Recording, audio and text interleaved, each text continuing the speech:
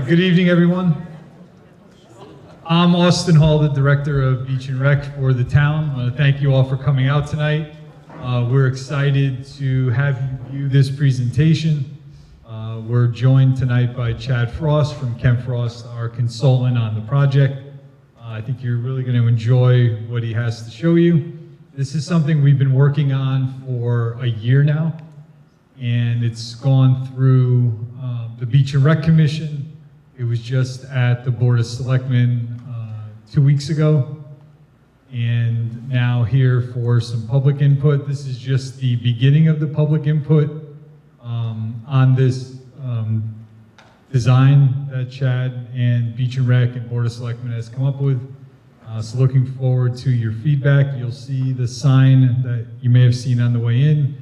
There's an email address that if you have questions outside of tonight, when you go home and think about it, you can email those questions to the email address listed, and then we'll compile answers and share them with everyone as well. So without further ado, I'll welcome Chad Frost and enjoy the presentation.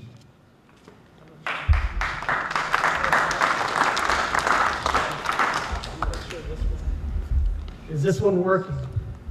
Yes? Yep. Perfect. So good evening. My name is Chad Frost. I'm a partner with Kent Frost Landscape Architecture out of Mystic. Very happy to be here working with you guys.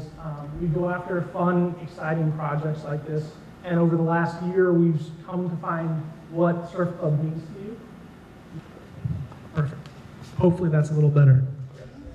All right. So we have a presentation. This is a conceptual plan. It is the very beginning. If you want to go to the next slide, Jamie. With any luck. Get it bigger? Oh, never mind. I can do it myself.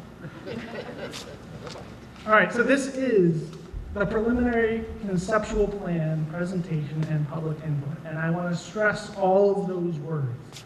It's preliminary. It's conceptual. I'm here to go through it tonight and get input from you tonight so that we can continue to refine and change and progress so that at the end of the day, we can develop a master plan that the majority of all of us are very happy with and looking forward to implement as we go forward in the future. Really quick, I wanted to run through some of the slides. First of all, show of hands of how many people were at one of the public input meetings. What? The public input meetings. So we had 2 of those. Excellent. So quite a few new faces, which is good too. This was the history that was shown that Bob, the town engineer, had put together. I wanted to run through it very quickly, just because I think it's pretty impressive to remind us why we're here. Back in 1960, voters voted to purchase the property. There was a bunch of articles written about it. Can we afford it? 1965, Garvin Point was acquired for $500,000. Garvin Point, what it was when it was purchased, versus what it looks like now. Pretty impressive, right? And look at the change in the beach, things that have changed over those 60 years. 1969, this is what the beach looked like in front of Surf Club building. We'll talk about this again a little bit later, but how much beach is there versus now. And you can see the Garvin Point buildings out there on the point that existed at that point still. As time progressed, you continued to add to it. Exchange Field, and in the 70s, the club purchased scoreboards. 71, some football games being played out there. I like this quite a bit. 1975, the nature trails, right? That was an ecology class at the high school put together and started routing where those trails would go. Still there now, for the most part. They need some love and some attention, but we'd like to continue bringing those forward. 1976, the restrooms went in. We heard quite a bit about those restrooms in our public input. And then some renovations in the late 70s. The seawall, part of the seawall going in the 80s. Square dancing in the early 80s. That's right. Food, fireworks, and music festivals, the Beach and Rec Shellfish Festivals, through the late 90s and early 2000s. And then, of course, Strong Field and all the major renovations in 2009, substantially completed in 2017. So the biggest project lately. So that's kind of the fun historical stuff. Looking through aerial photographs, 1934, so just before the hurricane.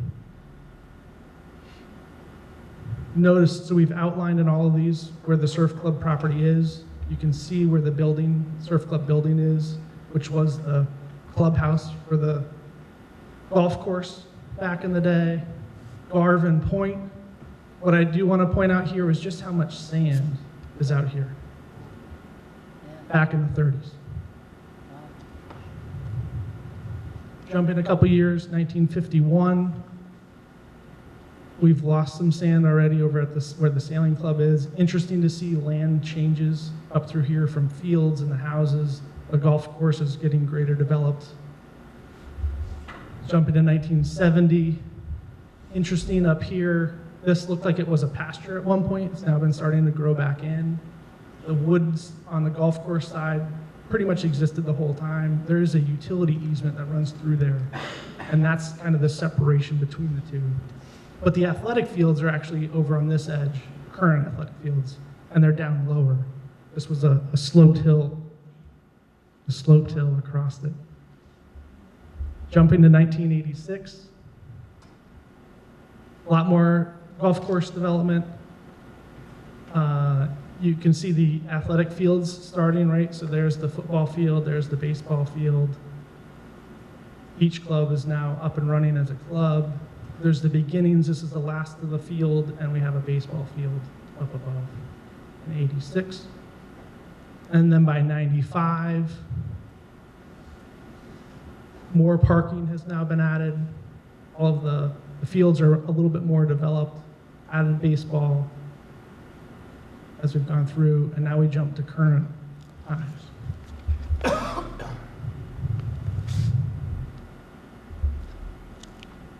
Part of what we look at when we look for planning of this, especially along the coast, is the bigger picture of what's happening along the coastline. So we've panned out a little bit here. Obviously you can see the site. What we look at are these points and where do we see historic erosion happening.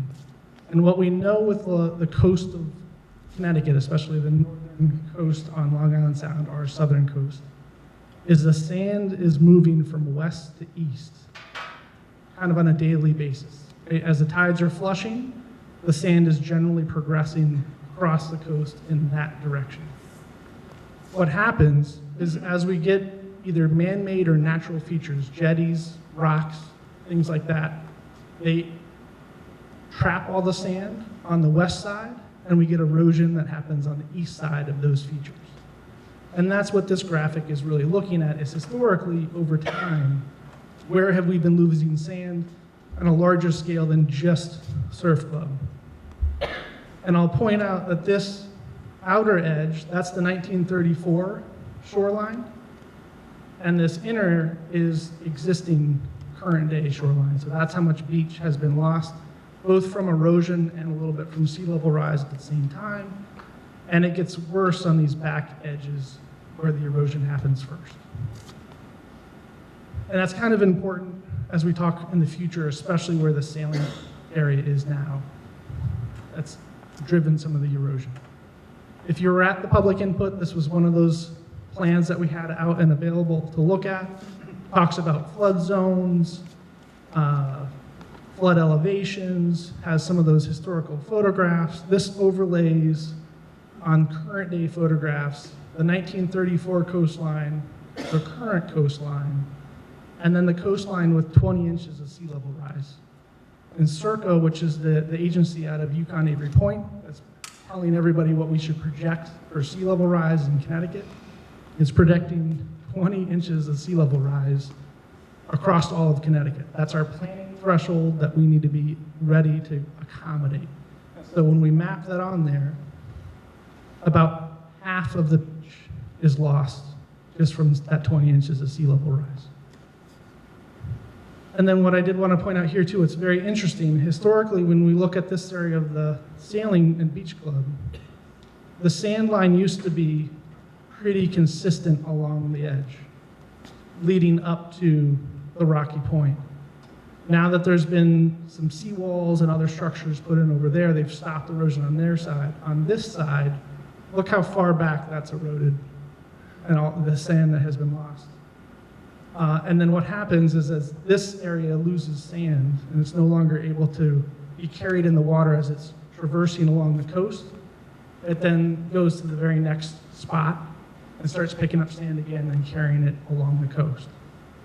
And so looking at this area and how much sand we've lost here is now why we're starting to lose sand in the beach proper, as that water that's going across the coast, where it historically would get trapped and drop the sand, now it's picking the sand up and carrying it through. Does that make any sense? No? Yes? No? I'm seeing half and half. What? Why the difference? Why the difference? The difference is as the sand has historically, for eons, has been moving across. Once there's no more sand able to be carried, it needs to find it the next point, right? So like there's a carrying capacity to the water of how much sand can be held in solution as it's moving across the coast. Historically, when it gets trapped somewhere and that sand drops out of suspension, then that water has the ability to pick up sand adjacent and carry it away. And so historically, these rocks and things like that would be what would trap it, and then it would pick it up on the other side. We've lost all of the sand on this side to carry through, and so it's causing that erosion on this side to now speed up and be a little bit faster than it has been in the last, say, 100 years. I'll say this is high theory, right? We can't ask the sand particles, we're not tracing where they're going, but when you look at coastal ecologies, this is what's happening across all of Connecticut, and it looks very clear when you look at what's happening here from an aerial record of the beach. And again, just pointing out what it looked like in 1934 and what it looks like now. And you can see how far that water has actually gone up into here, into the sailing area, that probably we don't notice on a daily basis, right? Because it just happens gradually over the last almost 100 years. But when you step back and pause, it's pretty relevant or apparent. The other thing I should say, so we have erosion that's causing us to lose sand, and then we have sea level rise that's also causing the water to be higher. Talking about that 20 inches of sea level rise. Whoops. I'll just so this is our composite map. I'm going to go back just so you can see. Current sea level rise at a very small scale. When we map 20 inches of sea level rise here, what's great to see is that most of the park stays dry even with 20 inches of sea level rise. You can see there's some marsh area in the back that does fill in with 20 inches of sea level rise. But the rest of the park stays mostly dry. We lose the beach. We lose about half of the sand area of the beach, but the park itself stays dry. We work in a lot of other areas in Connecticut. That's not the case, right? Where actual occupied land is being taken by that 20 inches. So here, at least, that's not the case. However, what does show up is when we start mapping that 20 inches of sea level rise on top of storms and storm events. So this is a 10-year storm from current sea level. And this is a 10-year storm with 20 inches of sea level rise. So it goes further in. This is 30-year storm, current, and a 30-year storm with 20 inches of sea level rise. So then this next plan, we map all of that together. What's important to note is that this blue area is the flood current with 10 inches, or current 10-year storm. The purple is a current 30-year storm. This hot pink color is 10-year storm with 20 inches of sea level rise. right? So in the future, with 20 inches of sea level rise, a smaller storm, a 10-year storm that happens all the time, will have a much greater impact on the site. It goes further into the site than a current 30-year storm will now. Yeah. Yeah, you're referring to the 20-inch sea level rise. What time period are you saying? Excellent. Good question. So this question, I will repeat the question. The question was, I'm referring to a 20-inch sea level rise. What's the timeline for that 20-inch sea level rise? If they move that window, it's regulation. Can you possibly move the window where I am on the screen to see the legend? That, Just like on the other side. Oh, there there you you go. go. Perfect. Thank you. Thank you very much. So the question about what's the timeline for the 20 inches of sea level rise, the projections are 20 inches by 2050, right? And 2050, 50. And that's, again, not research we're doing, it's by circa, that's what the state's been given as guidelines. When you look at all of the data, it's not a matter of if, it's just a matter of when. So it might be 2050, it might be 2060, it could be a little longer, but that's the planning threshold to look for. And when you look at all the tidal gauges out in Long Island Sound, it charts almost like a straight graph to 2050. One more follow-up to Yeah. that. Are we not 12 feet above sea level? You are not 12 feet above sea level. The seawall right now is 9, elevation 9. Okay, and you're talking inches, okay. Correct. The measurements Yep. are correct. Now, so this is just to say, this whole graphic is meant to say that in the future, as sea level comes up, we know it's obviously going to take over a little bit more of the beach. We need to be planning for that. And the inundation from a storm will be worse with that when you're starting from that higher elevation. That's what this graphic is meant to show, that right now we don't get very many 30-year hurricanes, 30-year storms, but in the future we do get 10-year storms, and they'll have a greater impact. What's the average elevation of the whole blue area? The average elevation of the whole blue area, that's in my memory.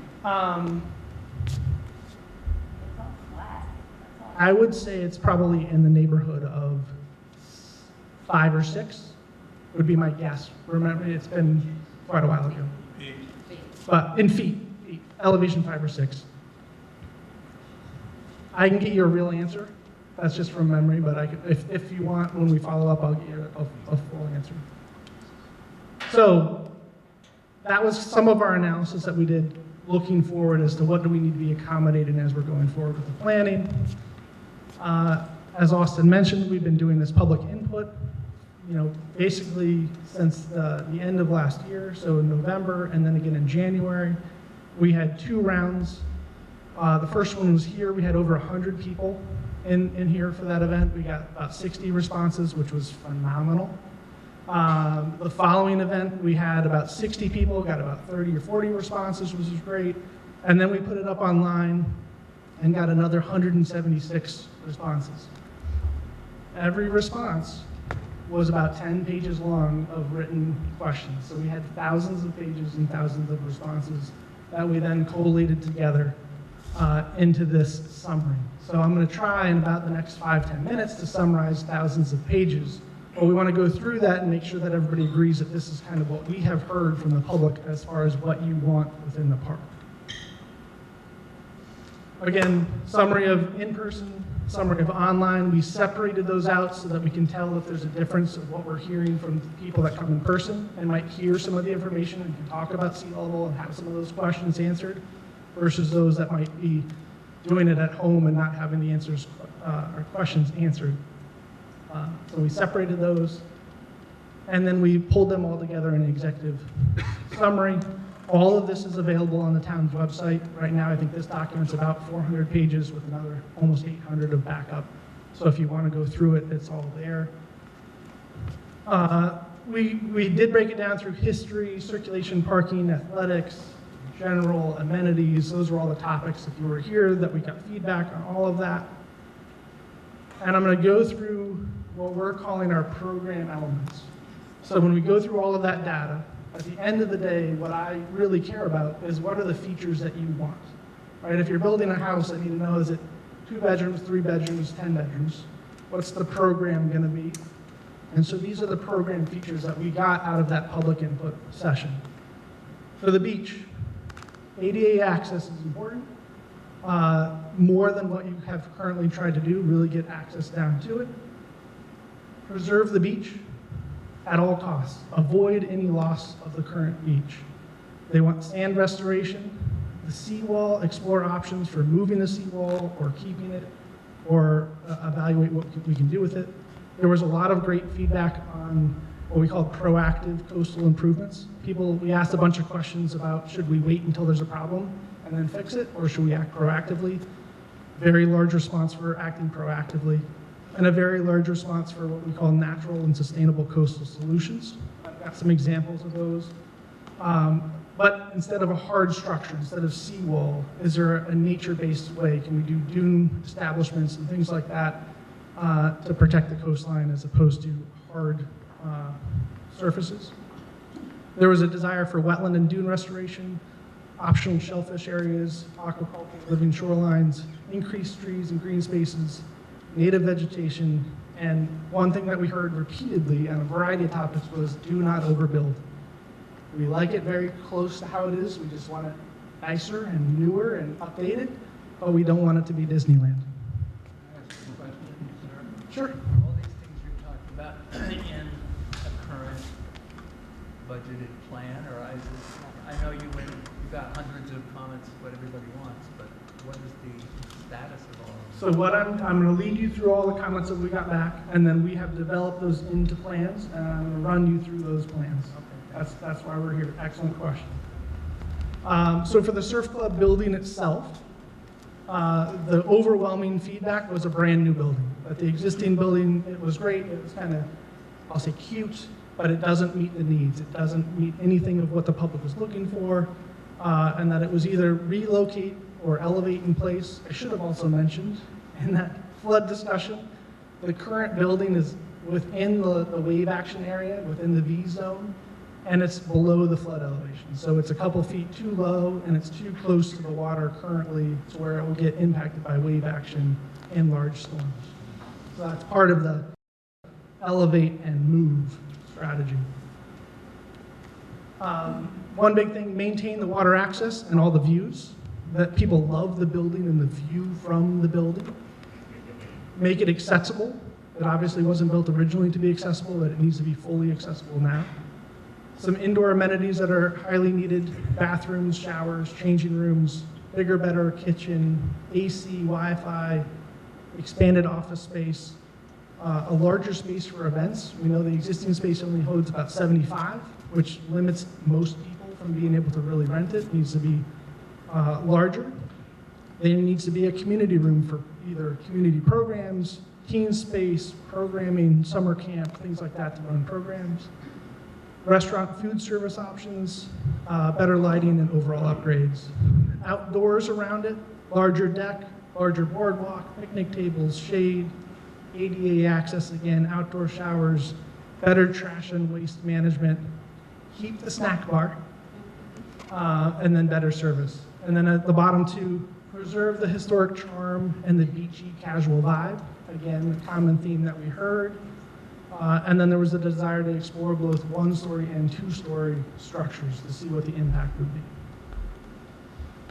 Parking and circulation, we heard very strongly the desire to have a second means of egress, right? That in high events, it takes hours to get out of there. And so being able to have a second road, driveway access to get out is important.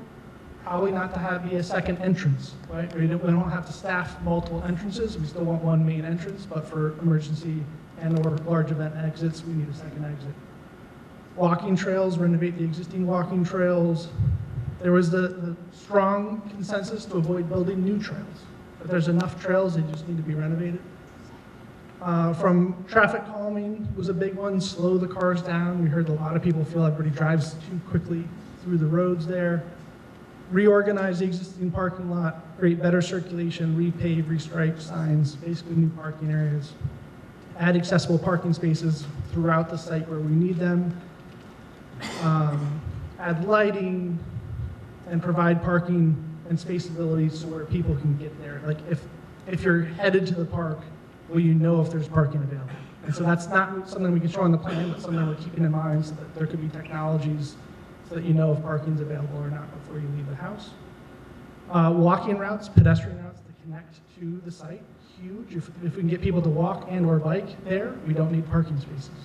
And so making sure that we have ADA accessible routes, sidewalk connection to Route 1, more crosswalks, pedestrian safety amenities, so that's really a pedestrian-friendly park that you can drive through as opposed to a parking lot that you don't feel safe walking through. Bike lanes connection to Route 1. We talked about some traffic management things like shuttles and drop-off for large events, and then also parent shuttle drop-offs, which often comes an Uber-type drop-off, where we can come in and drop off and quickly get back out without having to go too far into the site.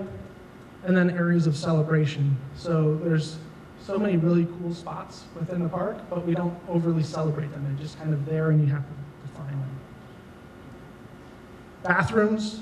I appreciate you all chuckled when I showed the pictures before because we got a lot of it that they just need all new bathrooms, right? The bathrooms have been built probably in the 70s, have been kept going, but there needs to be full renovation replacement of bathrooms. There's the desire to be able to add them at the athletic fields, and so we're showing for that. Incorporate some showers and changing rooms, and they all have to be accessible. Athletics, keep the number of fields that we have. We can't afford to lose any, but we also don't probably need to make any new fields at this site. Strong field, one of the most amazing fields from a location perspective in probably all of Connecticut. So keep it as the key attraction, celebrate it and work with it. Assess the long-term viability of the synthetic turf. At the very beginning, we were nervous when we put synthetic turf kind of in a close to the coastal environment. It can be difficult to coexist sometimes. We were happy to see in all those flood studies that the field stayed elevated and out of all of those mostly significant storms. If we get the 100-year storm, we know it's inundated. But every storm before that or under that should be fine. And then some minor things like adding some better exit routes and things like that from the bleachers. Basketball courts, high priority, renovate, relocate, be desirable to have them side by side with lighting and seating. The other fields Lowry and Exchange, fix some of the flooding, do some of the infrastructure improvements. They're just kind of grass areas that are there. They need to have all the other field amenities to go along with them. Including accessibility and parking. And then we did hear about some additional activities like pickleball, tennis, wall ball. In the end, through discussions with the committee, those were like nice to have, but also there might be better places in town at other racket facilities where they might be better suited versus here if we don't have space for them. Some other things that we got feedback on, flexible outdoor spaces. We got quite a bit of strong support for a town green or some sort of focused area that could be an area of celebration during the fireworks, during fundraisers, picnics, community pride areas, open to the public. Year-round community spaces designated for camp, amphitheater, stage, those sorts of assets were strong. A pavilion with tables and seating. Out at Garvin Point, the walkway should be extended to connect to it. It's beautiful what has been built, but the walkway, you have to walk through the lawn to get to it, so connecting to it. When you say camp area, you don't mean like pitch a tent camping, you mean like day camp? Good, clear. Yes. When we say camping, it's not, coming overnight camping. It's the day camp and the summer camp, kids camp, to be able to have space to use for camp activities. Good clarification. More picnic tables that are more accessible and more shading. At the staining area, some better storage, just update the layout so that it can be more usable. The one big one, the maintenance shed in the dumpster area needs to go, right? This is in an area very close to the wetlands and a coastal environment, probably not the place to be doing work on all the equipment, not the place to store chemicals and things like that. So there is that greater plan that it can be relocated somewhere else in town. There will still be some maintenance materials and equipment that need to stay, but just for the park, right? Just the things that need to be maintained for this area, not the maintenance for the rest of the town rec facilities. And then the skate park, we received the feedback that it probably should go in most options, that it doesn't get well used, and that if it's going to stay, there needs to be significant investment in it to make it worthy for people to want to come and use it. All right, amenities for all. I'll try to go through these quickly. like I said, we got pickleball, splash pad, better playgrounds, fitness trail, wall ball, covered seating areas. Those were pretty high on the list. Some of the minor ones were the trails, the boardwalk, fitness circuit. Seasonal storage. We'd asked a bunch of questions about storage. We thought people would love the ability to be able to have like a locker for the season. Didn't pan out. I was kind of shocked by that. And even like rentals. Like, do you want to have a kayak that you could rent? So instead of having to bring your own, but it didn't receive that much support from all the feedback we got. But outdoor games, cornhole, shuffleboard, some of those smaller things would be great to add. Outdoor program spaces for yoga, movie, game night. And then water fountains were highly suggested as well. Safety access, better security, enforce the rules, cameras, all those things we've been talking about from the beginning. They just need to be added in, kind of from an operations perspective. We heard about the communications and the fact that there's like no self-service down there, and so that needs to be factored in as well. Hard to show on a plan, but will be kept in mind as we go forward. And then again, preserve the character of the surf club, right? At all costs. You guys love what you have. It's the gem of the town, and we don't want to hurt it. So with that, we're getting real close. So the big takeaways that we got, the big kind of like assumptions that we start with from a planning perspective, is that there's a new surf club building and a new location. We have a bunch of improved site amenities. The old seawall probably goes away or gets moved in combination with coastal rehabilitation. And then, as I just mentioned, the facilities building gets relocated so that space is freed up for other uses. Doing some other assessment just so we can talk about some ideas. For the coastal protection, if we're not talking seawalls, the options that we have kind of available to us are beach nourishment, which is basically putting a bunch of sand out on the beach. So those pictures off to the right, different ways of doing beach nourishment, right? You can truck it out there and bulldoze it around. The one in the middle is where you literally are dredging and piping it back onto the beach and then spreading it out.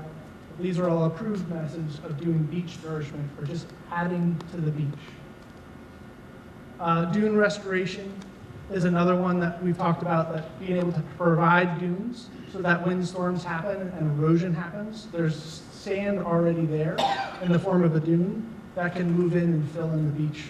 And then the sand, sometimes when it's wind swept off the beach, it collects in the dune instead of blowing into the parking lot or blowing away, so it can then come back into the beach at a later storm. We then also talk about living breakwaters and reef balls. Anybody familiar with that? Couple, good. Couple more. So this is a way of being able to remove some of the wave energy before it reaches the beach. So out in the water, below the water, we submerge them down, and you can put in, these are a bunch of different pictures of what they can look like. These were kind of some early ones. It's basically just a concrete mold. Can be a full ball, can be kind of this upside down pot with holes in it. You can put stuff into the concrete mix so that oysters like to grow on it and turns into a living reef that's good for the ecosystem, as well as basically that structure that you put in at the bottom of the ocean. As the wave comes over, it basically trips the ocean, trips that wave, makes it crash early, takes the energy out of the wave, so that when it gets up to the shore, doesn't have as much erosive force when it gets there. And those are some other pictures of some divers placing material to kind of seed them when they're out in the water column. And additionally, they're now new companies kind of making fun shapes and a little more creative things than just upside down pots with holes in them. But that's the idea, that a living breakwater might be a great example to be able to break that energy as it's coming to shore. The other is what's called engineered breakwaters. That's like a rock stone sill. Think of like a rock jetty, a pile of rocks. It's parallel to the beach. So it's running, maybe it might be 50 feet offshore, and it's a rock pile. We felt that probably wasn't very desirable for most people that wanted to go use the beach. Here's a couple of sections of what those things can look like. The top one, you can leave me on it, that's fine, because that's just the existing condition. Showing the current beach shape. I'll point out then as the next one, beach nourishment, that's the existing seawall. That lower blue is the existing profile. The beach nourishment would be all of that sand we put in place out there. and we have some sea level rise indications as to where things are going. But the big takeaway here is that your beach currently ends about here, and we've now extended out into the ocean almost twice as far as it currently is with sand, and then fill it up quite a bit so it's basically almost even to or equal to the current seawall. So all of that sand is there to do, I'll say, natural things over the course of time. That's just simple beach nourishment.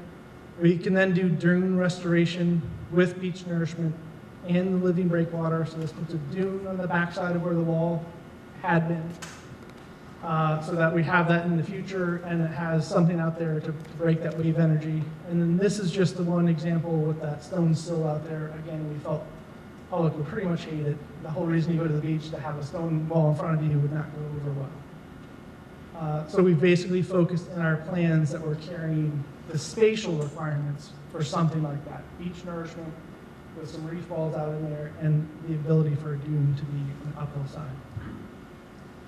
The surf club building itself, there was detailed assessments done by DRA several years ago. They reinforced what the public felt about the building. It needs a whole lot of work. There's a whole lot of money to be spent. It's in a floodplain. Probably not wise to keep spending money to build a building that's difficult to maintain, not meeting the public's functions, and it would have to be elevated or moved in.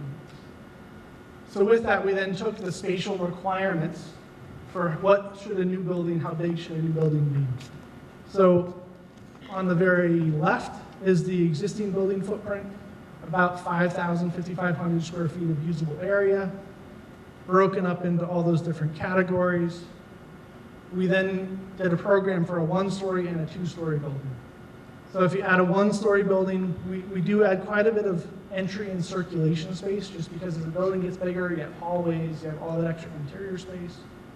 The banquet space went from 1,200 to 2,800. There was no program space existing. We now have 1,500 square feet of program space. Staff space went up by a couple hundred feet in order to give some offices for privacy conversations that need to be able to happen between staff. Food service went up slightly, a couple hundred feet. Restrooms came close to doubling, just because what you have is not sufficient, and we need to have quite a bit more. And we've added about 500 square feet of storage in the 1-story footprint. When we go to a 2-story footprint, it's about 1,300 square feet of total floor area. It's about 8,000 square foot of footprint, right? So it's smaller than the 1-story building, but it's not half, because you don't get to put 2 equal stories, one on top of the other. You do have a lot more room for entry and circulation, because you now need elevators and stairways and things like that to go to the second floor. We still get 2,800 of banquet, 1,500 of program, same amount of staff space and food space. There's more restroom space because we now have 2 floors and we need restrooms up and down. Yep. When you say restrooms, does that include changing rooms? Yes. Yep.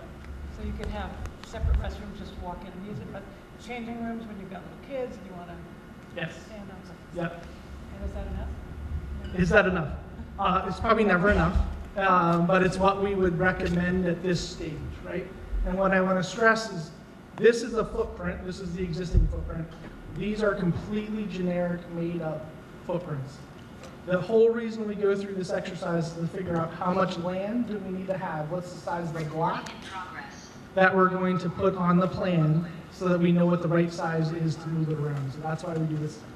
The shape will be most likely completely different and flipped around, but we want to know how much space we need to do. So these numbers will change as you go through there, but they're right now a very good benchmark to use as we go through the planning process. So with all that, we took all of that input and we came up with 3 different concepts that we ran through the Beach and Rec Committee a couple months ago, and then we presented to the selectmen a couple of weeks ago. I'm not going to go into these details because what we did is got feedback from them on these 3, and then we consolidated it down into 1 that we want to go through. But I'll just highlight some of the differences, right? You can tell that the parking lot here is different than the parking lot there, which is different than the parking lot there. Here, the building is kind of central, moved and moved back. Here, the building is kind of close to where it is currently, but moved back. Here, the building, the surf club building is all the way out at Garden Point and turned horizontal. We played with where different things happen, where the playgrounds are, where the roads circulate through, some of the different parking configurations up at Exchange Fields, a bunch of minor things through there.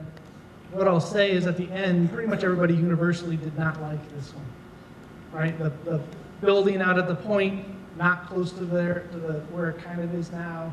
A bunch of the other features we had actually trying to use as just an emergency exit, the golf cart path, like doing a work with them. That did not go over well. So we've now combined those three. And so the one concept plan that we want to review tonight, and because none of you can see that probably, I'm going to zoom in a little bit and I'm going to work my way through the plan. Then we'll take some questions and work through it a little bit. I have some paper ones too that at the end we'll set out on the table so you can get a closer look as well. So we'll start here as we're driving in. This is the Surf Club Road as we come in. First thing I want to know is we're showing that bike path continuing all the way out. It needs to connect. It can't just start at the property line. It needs to go all the way out, connect to Route 1. We come in, we have a new entrance, new ticketing area, or check-in area, and a full loop drop-off so that parents can drop off and pick up right there without having to go in. The Uber can do the drop-off, pick up right there. You can loop right around and have an area to be able to drop off out of the way and be right back out again. We've taken a boardwalk connection so that if you're walking there, you can boardwalk and come right down to the beach right away. We've moved the basketball courts together. In one of those earlier concepts, we had them in a couple of different places throughout. We've shifted them over here, oriented them a little bit, so some of that activity, the volleyball courts are right there as well. That activity is kind of happening in this zone. We have some walkways and tables and chairs and walls and all that happen around it with some shade structures in the middle, so it's a very welcoming, active place. As we come through, the big change here is we've carved in close to the ball field to get some parking spaces. Right now, this whole zone is that parking lot currently. So we've taken the parking, pulled it away from the beach, put the parking up by the road and then actually on the other side of the road, because we know that these fields don't have any parking associated with them. And that's like the little kids are out in those fields. And we see too many kids running from this lot across the field without mom or dad or grandma or grandpa, right? And that we want the parking to be on this side of the road. Yep? Would that necessitate removing the existing black fence around it? Correct, yes. Yep, the question was, are we removing the black fence? We move it. We don't remove it, but we move it around. We change where that paid experience is to control the field. So do you lose any parking spaces with that? No. We gain, where are my notes? Overall, with this plan, we gain about 80 parking spaces in total through the whole plan. But we move it around a little bit on site. So we have some parking here. I'll also note that we have pull-in parking facing the beach along the drive as you come in. This is meant to slow traffic down. And as you come in, we talked about traffic calming. This is a great way to do it. That if you're driving through here and you think somebody might be backing out or pulling in, you're going to drive more cautiously than if there was no parking there at all. So we've added that pull-in parking so that the people that are used to parking there and kind of walking right to the beach, there's still some of that parking available. And now there's sidewalks that go from the parking lot down to the beach.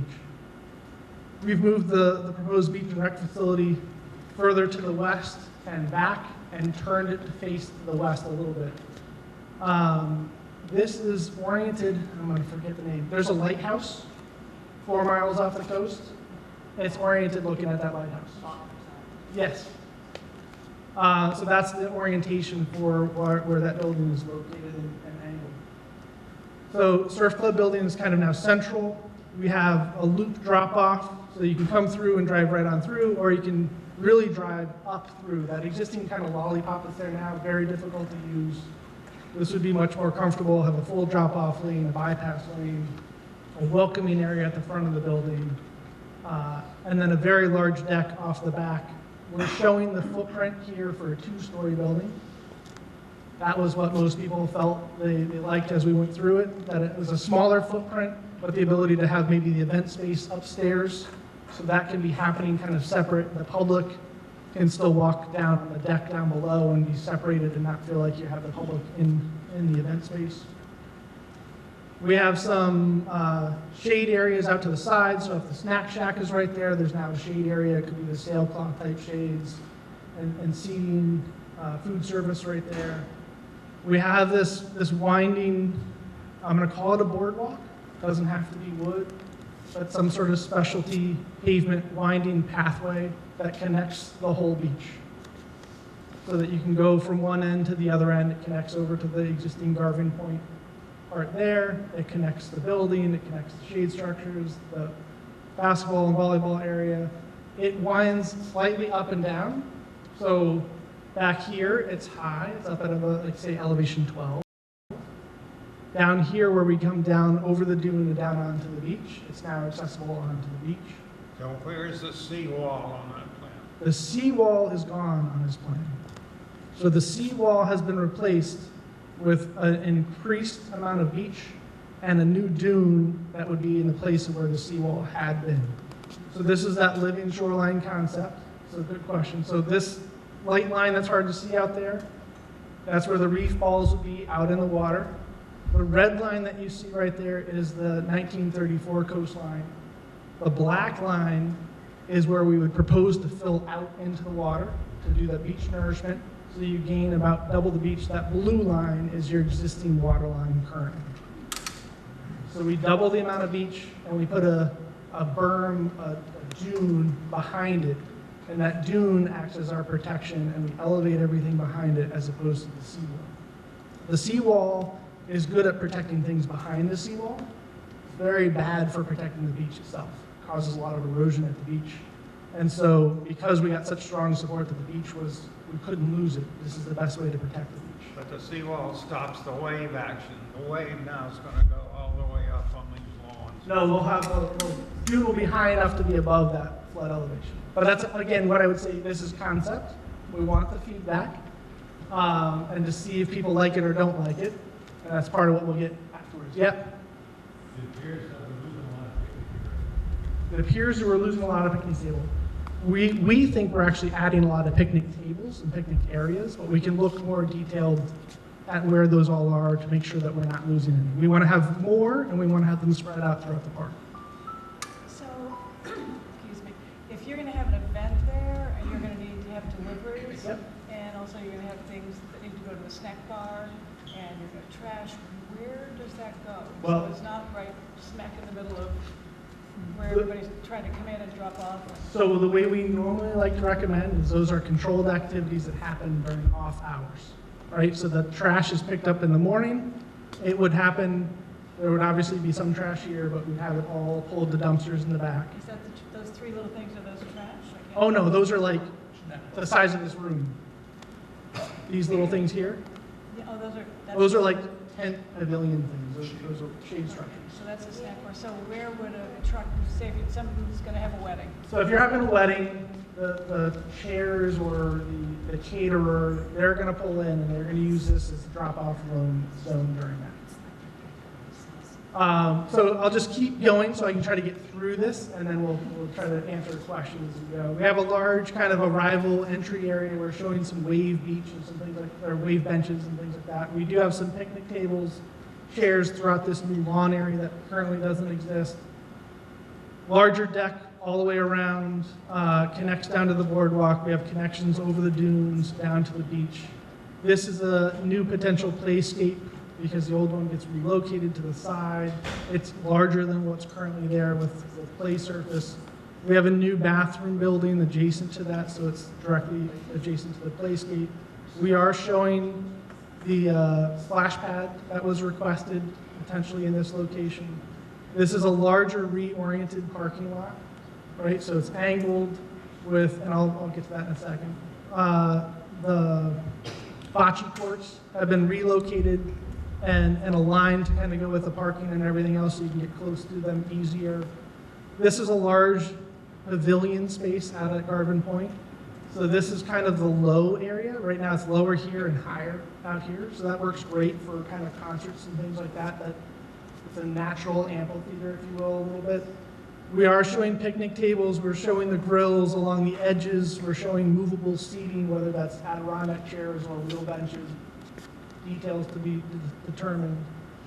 Pathways that connect all of it into the existing pathways that come out the back, connect through. And right now there is a drive that kind of loops all the way around. We're cutting that off so that this is just a service loop that comes to that pavilion. It could be more of the utility area. It's still a driveway to serve to the sailing area, but all of the driveway, all of the parking circulation stays within the parking lot. And I want to note that we have significant pedestrian connections through the parking lot. So we have the ability, if you park in the lot, to get to an aisle and have a direct access through a very nice pedestrian connection to get to the building or get to the fields. I'll take you first, yeah? Hi, maybe you've already addressed this, but it's something that really concerns me. You've put a lot of work, your firm, into this concept, and it's very interesting, and it's, you know, viable, I imagine. However, what I'd like to know is, because I'm a very concrete thinker, what communities has your firm taken on and redeveloped, given ideas for the beach erosion, number one, and number two, redone the community building and added all these things, and how's it working? We are very familiar with Rye, New York, with Fairfield County. Fairfield has put in a new pavilion, if you call it, whatever. So I'd like to know where we can go and actually see this work that your firm has done. Well, I would say there's never a place that we've done this like this, right? This is gonna be, I don't hear you. this is a one of one, is what I would say. Right now, we have done work, we have like a living shoreline project for Stonington with Boathouse Park, big boathouse going in on the Mystic River. So what beaches right now. have you planned? We've worked, well, the living shoreline is brand new, right? So there aren't many going in right now. What we would do is we, as my own firm, we're just one of the trades that would be involved, right? So this is the concept, the master plan. If this is what the public wants to do, we then fill in with all the other experts. As far as coastal experts go, I'm not going to be the coastal expert that designs your living shoreline. There will be a coastal engineer that does that, that is that person. Just like the electrical engineer and the structural engineer and the geotech engineer, we hire all those trades to come in and do what those parts of the project need to be done. Right? So this is the first step to say, is this something that you want? And if it is, then great, we go forward with those things. If it's not what you want, then we need to step back and reassess and make sure that we're showing the right things. That's the point of this, before we get into the detail. Can we look at the second version? Yeah, trying to get there. I'd just like to hear a little bit what the dunes are looking like. A dune creates a visual barrier. Where is that near this walkway? How do we get over it? Perfect. All good questions. So the way we've shown the dune so far is about 3 feet high from the land side of the dune. So it's not a 15-foot, it's not really big, it's not like you'd see down in South Carolina or something. So that you can see over it visually, because we know the public wants to be able to see over it, and that we could cross over it pretty easily as well and have breaks to go through. So the dune, and it meanders, that's this shaded area here would be where the dune would be, and it would be in this location as well. And so there's no dune on that easterly loop? Right here, there isn't, because there isn't currently, there's dunes out here that we maintain and enhance, but here there's the long run-up of sand that we would maintain for the beach volleyball. Yeah. So just two considerations. I'm a boater. Have you considered the route of trailering in a 21-foot sailboat and how that would make its way into the park and to the boat beach? And then the second is, for years, there's a rock off the boat beach. We used to go out and market, and I wonder what these things in the water, you're going to have to kick your rudders up and you lose control of the boat at that point. So it would be either they need to be marked or understand that we got a lot of boat traffic.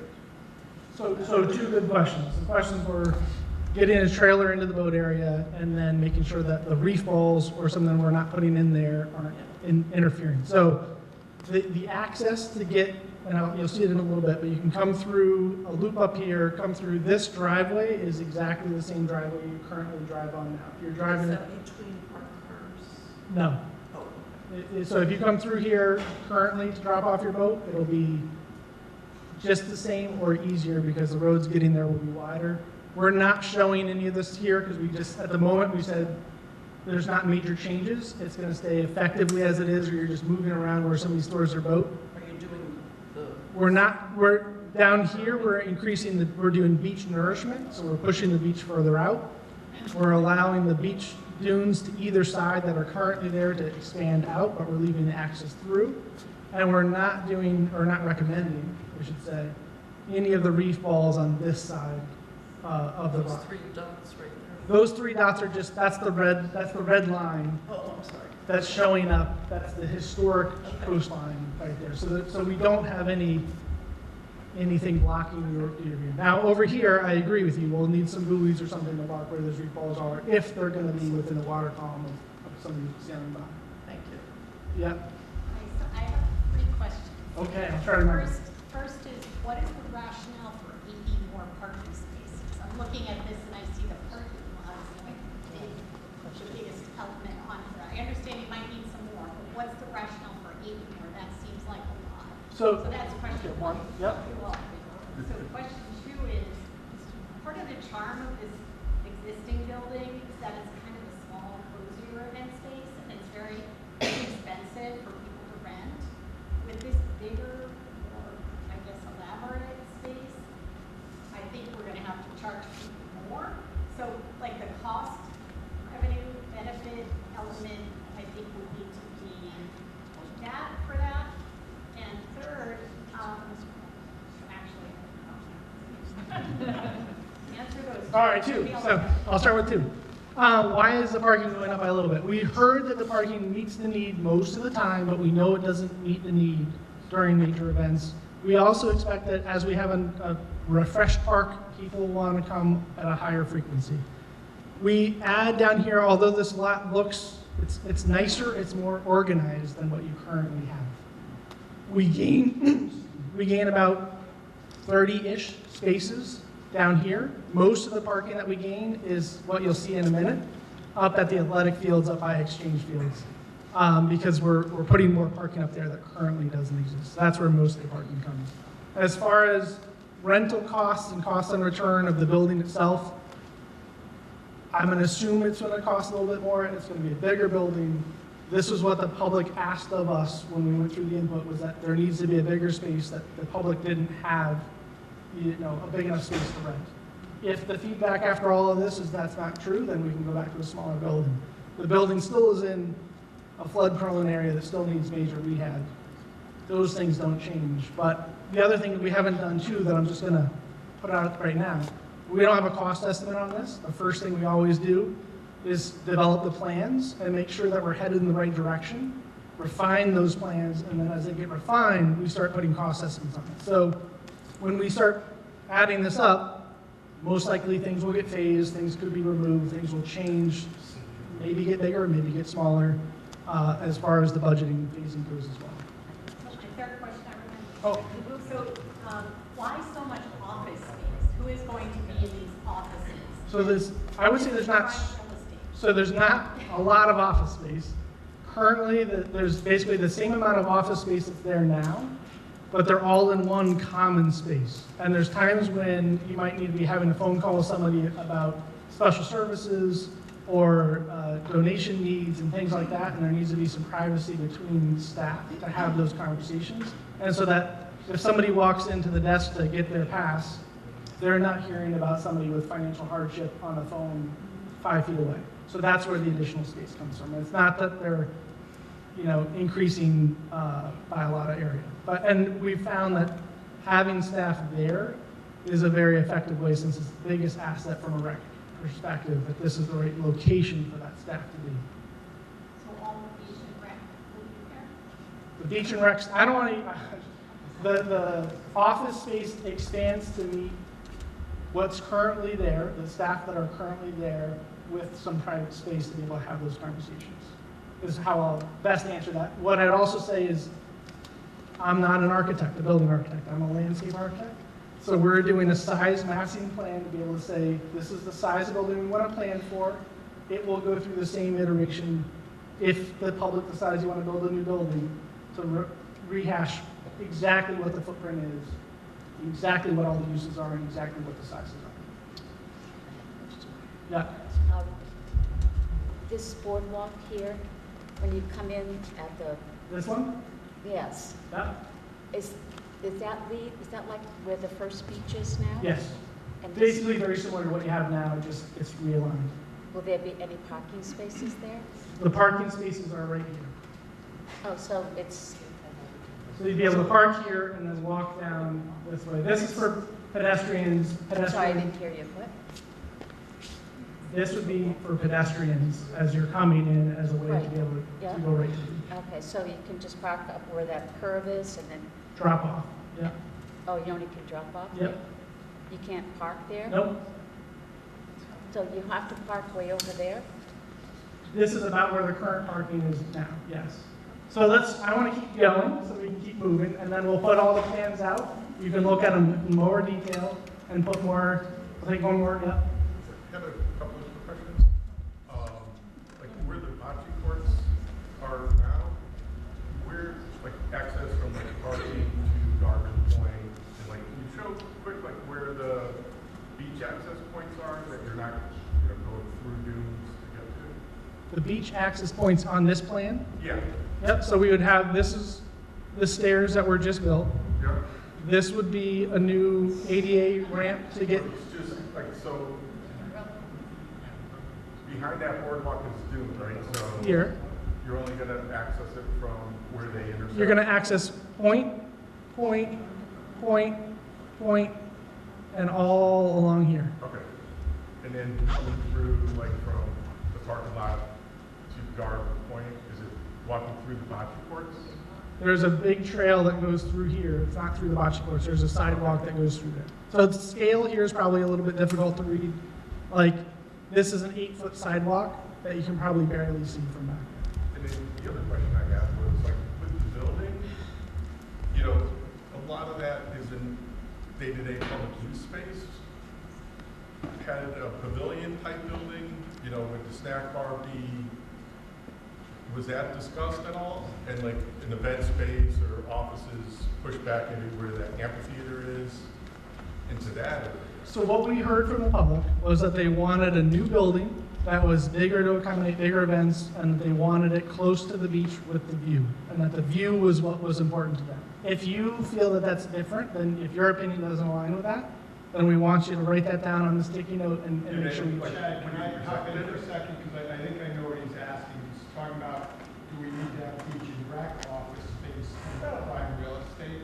Not necessarily, just overall, like you're gonna have the day-to-day of that footprint of the building, the public is gonna be using.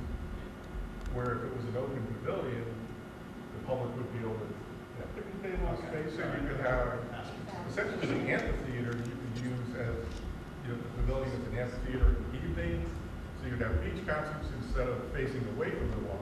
Right, so if I can, because you and I talked about this at the end of the selectmen meeting, so to try to recap, the suggestion is that because this building isn't open to the public all day long, because it might have events going on it, that could now be on the second floor, and we could have public program space on the first floor.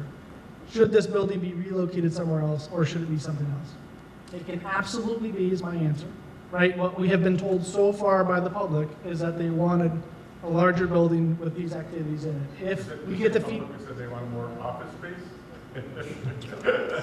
So, Make a point about the public piece, please. I came here tonight to talk to two things, and one was about public input, and the other is operational stuff, logistics stuff. And number one, you're doing a great job. Yes. You are doing an excellent job.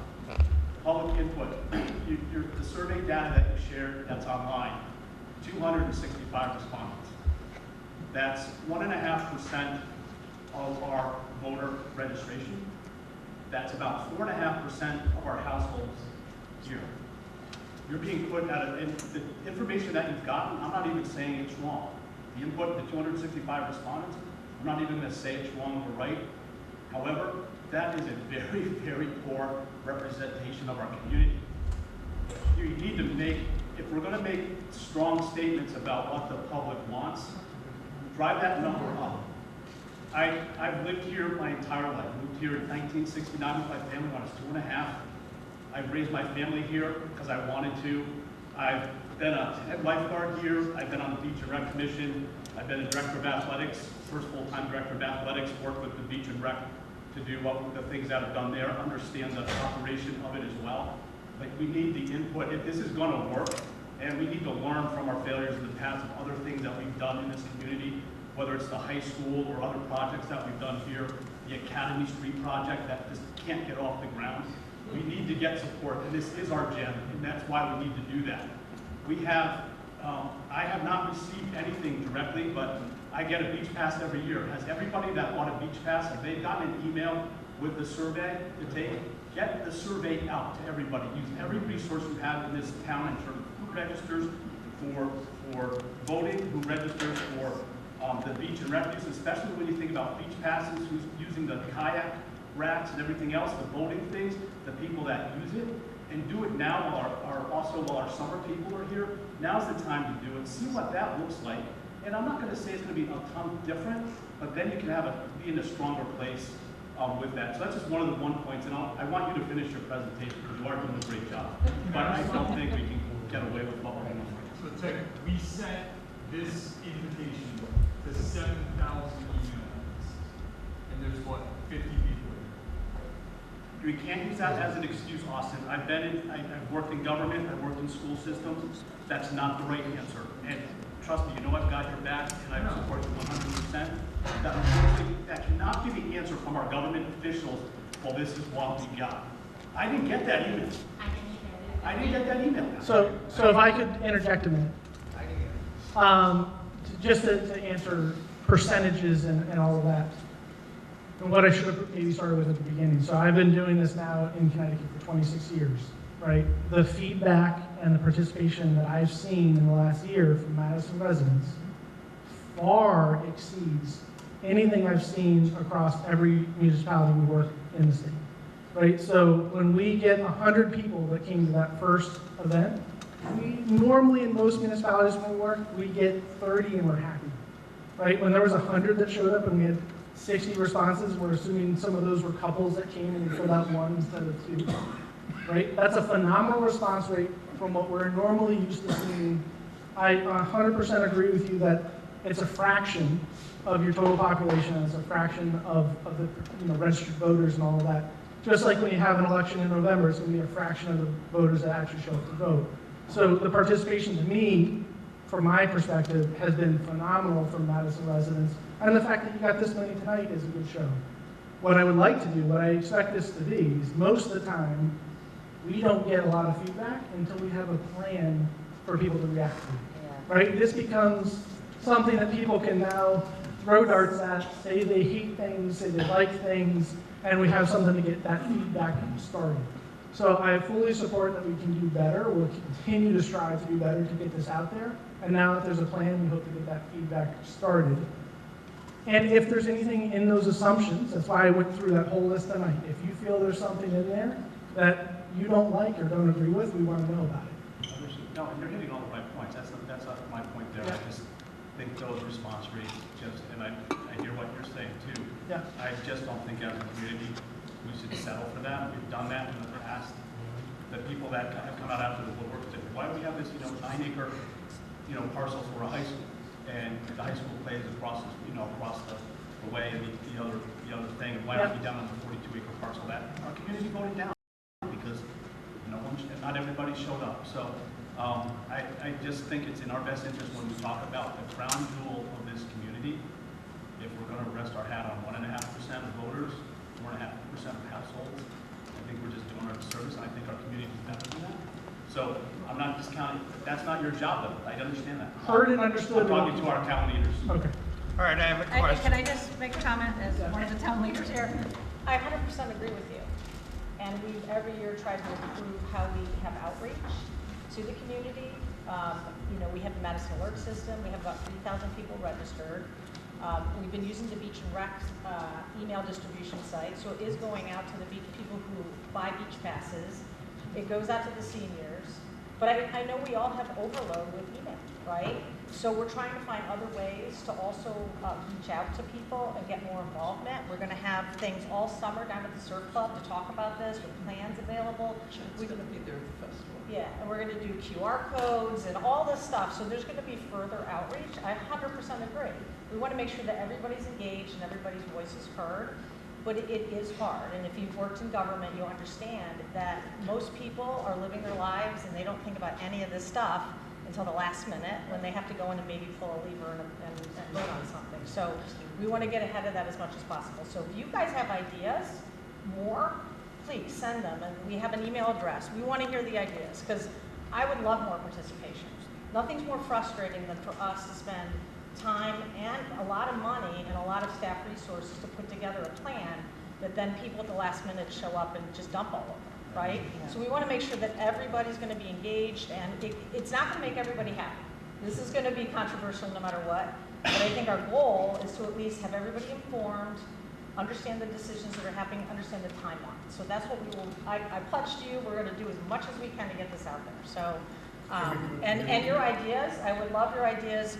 We have an email address you can send about how we can reach more people, because you know, a lot of people have not signed up for, we have 3,000 people I think subscribed, you know, and that's really, every 2 weeks this has gone out in the community alerts, but we'll find out more ways, you know, so I encourage the feedback. Can we get like a community board together now rather than wait? Yeah. We have, I've been trying to get a community board put downtown. No, not a board, like a committee about Surf Club. Oh, for this. Yeah. I mean, the Beach and Recreation Commission is that community board. It's a group of volunteers. Yeah. So they're kind of overseeing the process. But point taken, should there be another phase of this where we have another a planning committee on this? Yeah, that's not a bad idea. I think, yeah, sooner the better.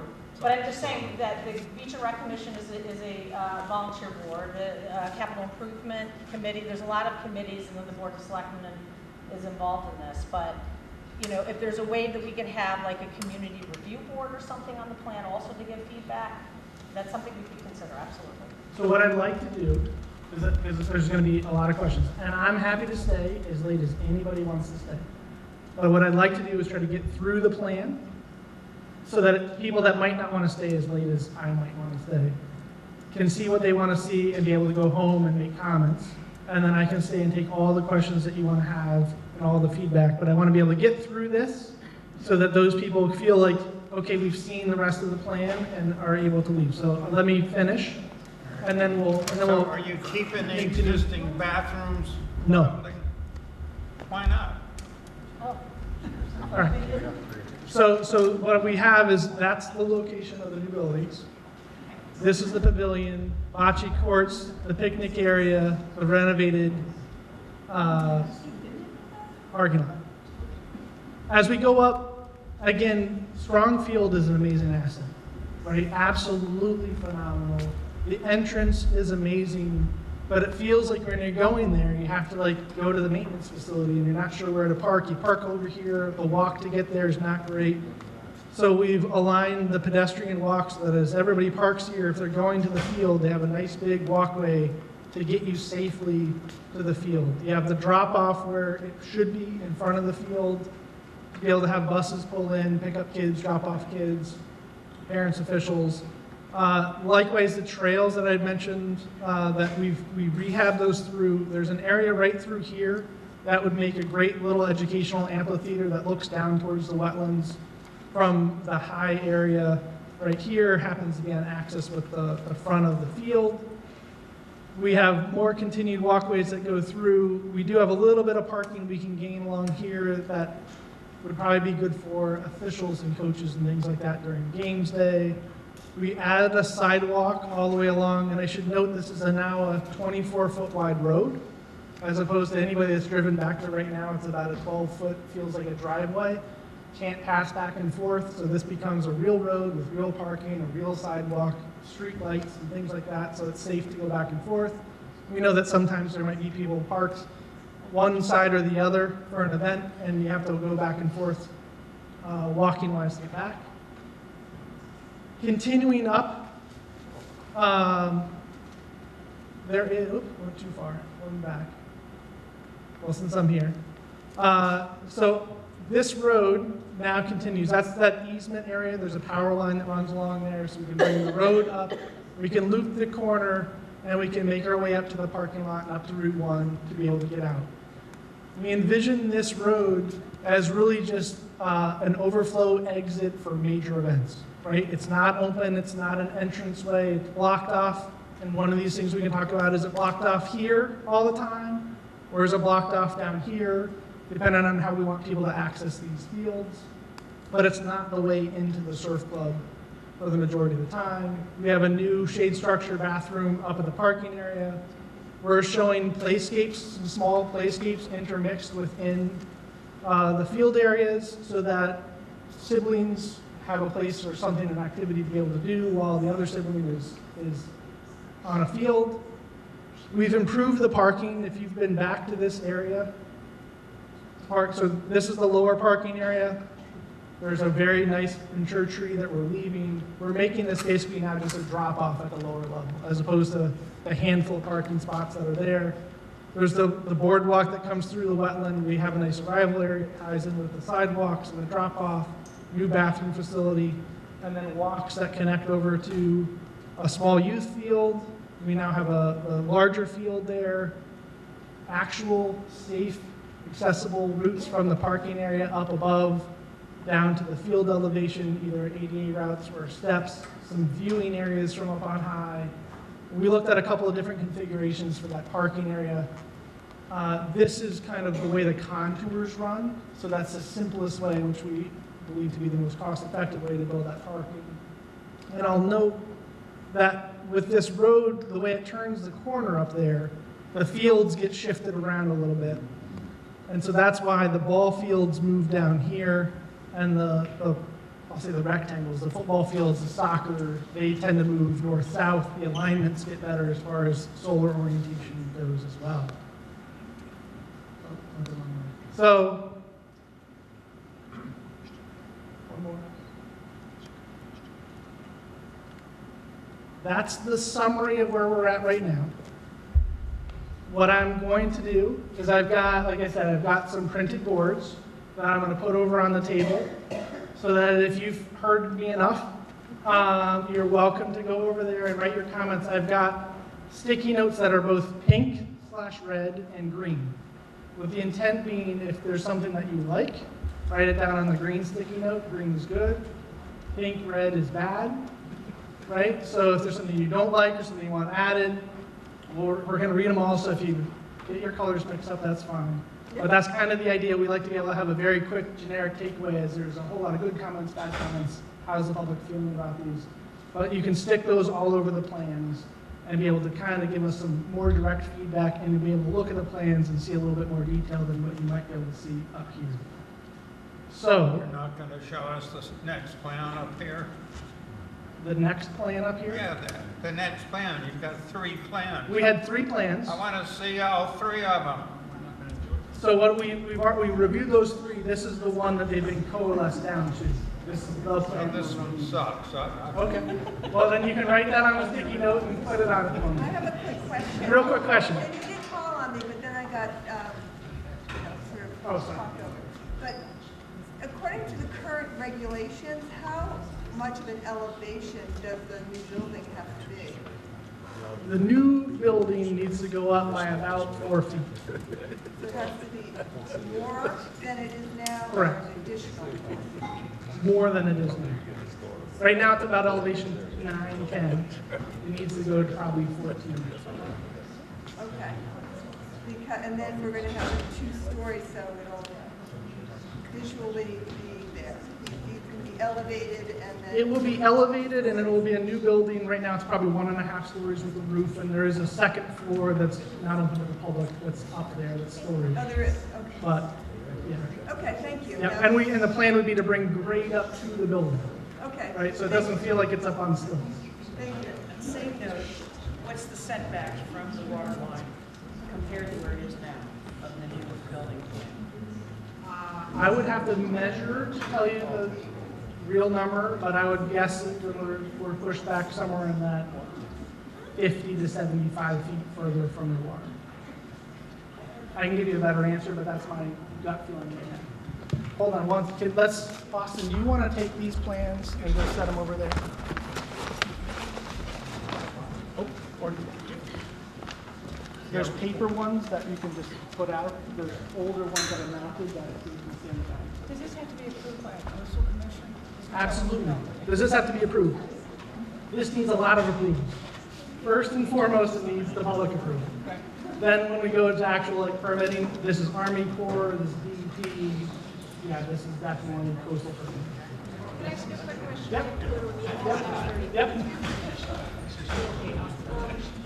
I love the idea of living coastline. Can you say that I'll louder? repeat it.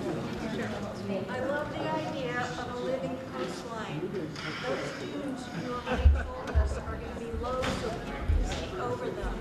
Human nature has proven people will take the shortest distance from where they are to get to the beach. They're not going to be able to, they're going to be trampling over those dunes. If you look at Hammonasset, they have to be really high in order to be effective. So if people are going to be trampling on that very fragile dune grass, they will not retain the dune and it will not become effective as a seawall. That is an engineering consideration that has to be seriously looked at before you look at any aesthetics. Look at human nature. Yep, I would agree. What I would add to that is there's a chance that as we get into real design, real details, there could still be a seawall or hardened structure that's built within that dune. That's one of those living shoreline details. That you build a dune over, and then you have a fortification inside of it in case. Can you just put a sign on? Go walk Yeah, on we it, can. like Yep. state concept. Hold on, going back here. I have a couple quick questions, very quick. One, do you have an overlay slide of what the current footprint looks like? That's one. Two, up at the top, we have exchange field. I don't see the current Little League softball field that's there. Is that going to be discontinued? And also, there's also a whole bat box colony where the lower part of the like football soccer area is. Is there plans to relocate that? So the field that's up here, Right. the Little League field, Yes. comes down here. Oh, so they're just relocating? That's what we don't lose the field at all, we just move it down. And then the other one there. There are also bat boxes down there? Bat boxes. Oh, So that are is those going to be relocated? 100%. They go with, they So we're actually. aware of them? Yes. Okay, and my question is, do you have like an overlay slide that shows kind of where the current footprint is for all of these things?